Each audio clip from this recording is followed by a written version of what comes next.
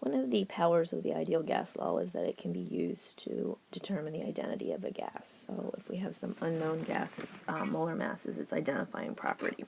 So from your mole flower, you should remember the units for molar mass. So for that, we usually have a number of grams equal to 1 mole.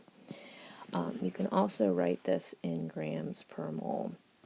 So again, if you think of miles per hour, it's the number of miles you can go in 1 hour, so this is like your 1 mole as well. So that concept is going to be used frequently in the next couple of problems. So remember that molar mass can have some different names depending on the formula, so whether it's an atomic mass or a molecular mass. So in problem 10, it asks you to calculate the molecular mass. So again, we're still looking for grams per mole for that one. Just like any other problem, we need to identify our variables. So we have a volume, we have a pressure, and we have a mass. Okay, this time we don't know what the molar mass is, so we can't convert this to moles. So we already have the grams part of this relationship, so we need to find moles. So we're going to rearrange PV equals nRT, like we did in the other problems. We're going to solve for moles. So PV over RT is going to give us N. So I'm just going to substitute in my variables. So my pressure is 740 torr. So I need to convert that to ATMs. Again, you could do kPa, but it's a lot easier to do ATMs.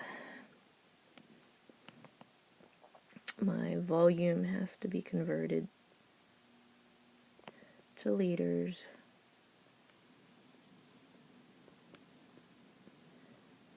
And then all of that over my 0.0821 liter ATM per mole Kelvin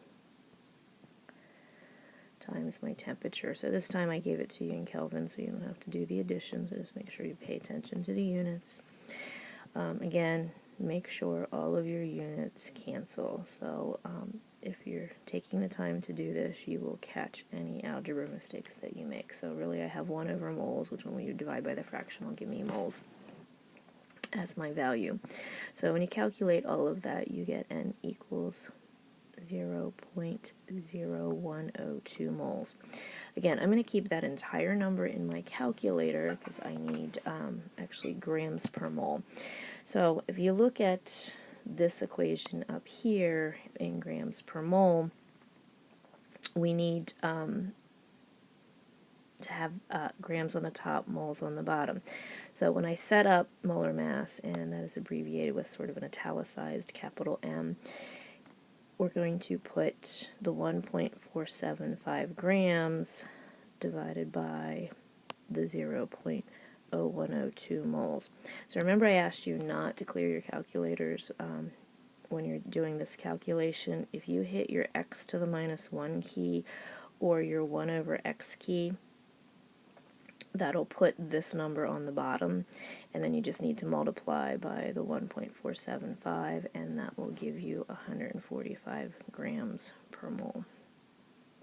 Okay, so there's a couple more problems you can solve for that, so if you pause the video while you solve those values for 11 and 12.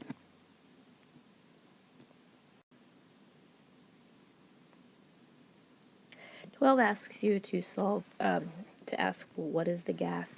So this is still a molar mass problem because molar mass is the identifying problem. So once you have that answer, go to the periodic table and find which element matches that particular molar mass. Okay, I'm going to move on to calculating density. So density is really grams per liter for gases because their densities are so small. So that'll be different than the calculation units we used previously when we were doing solids and liquids. So grams per liter for gases. I'm going to skip to question number 14 and have you look at the density of xenon. So for xenon, you're going to need its molar mass. So again, this is an element from the periodic table. So if you go to the periodic table, you're going to find that 1 mole is 131.30 grams. So for density, I need grams and I need volume. So you actually have two ways of solving this problem. So I can either solve for volume directly in PV equals nRT,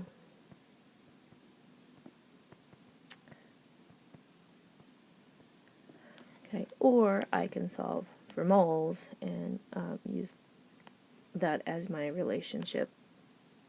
So if I'm solving for volume, I'm assuming I have 1 mole. And this, I think, is the easier method, but I'll show you both, and you can decide which one you like. So I'm going to substitute in 1 mole. And again, my sig figs are going to come from my measurements here, so the numbers that you're putting in for assumptions are not going to be the ones that we look at for sig fig purposes.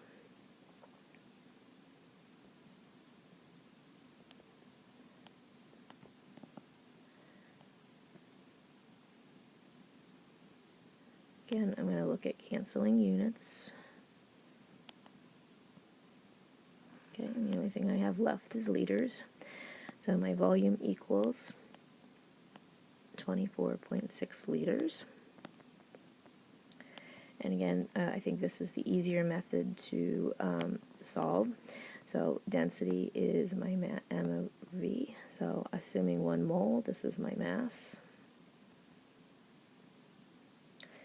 over 24.6, and like we did before, that should be the last number you have in your calculator. You're going to hit your x to the -1 key or whatever x key on the calculator, and then multiply by 131.30 to get a density of 5.35 grams per liter.